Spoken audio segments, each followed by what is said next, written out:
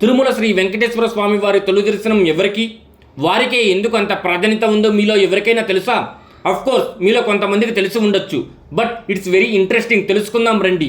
సూర్యోదయానికి ముందే పూజారులు నదీ స్నానం చేసి ఆలయానికి వెళ్ళి తలుపులు తెరుస్తారు.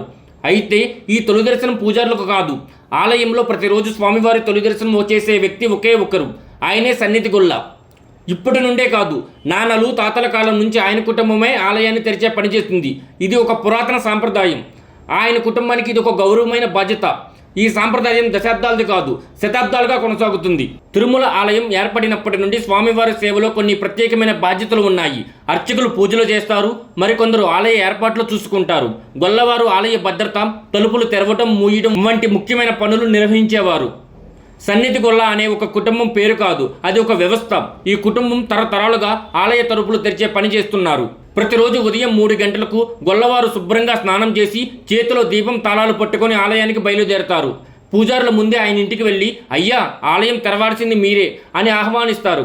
ఆయన పూజారులతో కలిసి ఆలయానికి వచ్చిన తర్వాత బంగారు వాకిలికి వెళ్ళి సుప్రభాత పాటలు ప్రారంభించబడిన సమయంలో ఆయన తలుపులు తెరుస్తారు.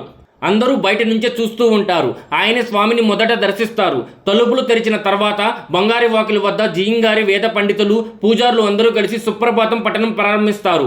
అదే సమయంలో గొల్లవారు స్వామిని దర్శించుకుంటారు. ఇది ఆయనకి లభించే తొలి దర్శన భాగ్యం. రాత్రి చివర ఆలయ తలుపులు మూసే బాధ్యత కూడా ఆయనే నిర్వహిస్తారు. తాళాలను తిరిగి తన ఇంటికి కూడా తీసుకొని వెళ్తారు.